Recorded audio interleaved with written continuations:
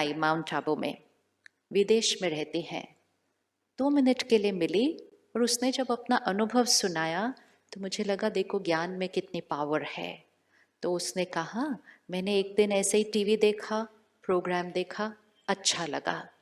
पहले दिन उसने जो एपिसोड देखा, first time first day episode ये था कि अगर आपकी फैमिली में किसी की डेथ होती है और वो आत्मा अपनी जर्नी पर आगे जाती है, आपको उसको कैसे याद करना है।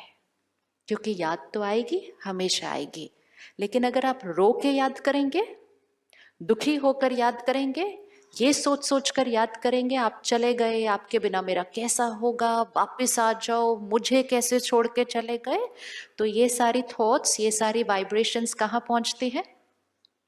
कहाँ पहुंचती है?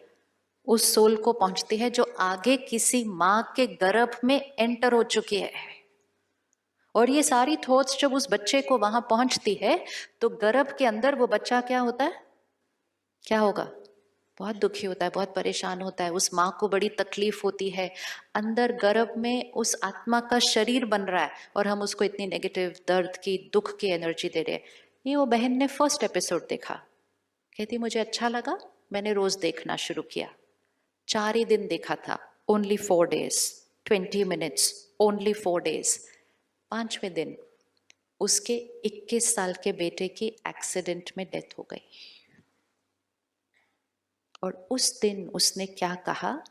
कहती जैसे ही मुझे फोन आया और मुझे ये बात पता चली, मेरी जो फर्स्ट थॉट थी, ये सोच है कि मेरी जो फर्स्ट सोच थी वो ये थी कि मैं परिवार को, किसी को भी मेरे बेटे को दर्द देने नहीं दूंगी। I will not allow anyone to send vibration of pain to my child.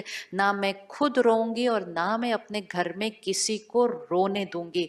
जो उसको याद करेगा, प्यार से याद करेगा, परमात्मा को कनेक्ट करके शांति और शक्ति भेजेगा, रो के कोई याद नहीं करेगा। ये उसकी फर्स्ट थॉट थी जब उसको वो बात पता चली।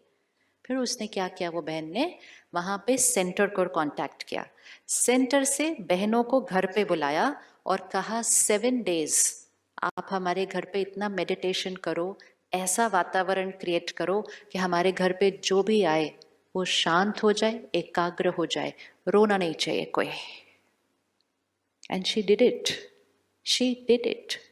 अब एक माँ को बेटा याद नहीं आएगा ये नहीं हो सकता, मिस नहीं करेगी हो नहीं सकता, लेकिन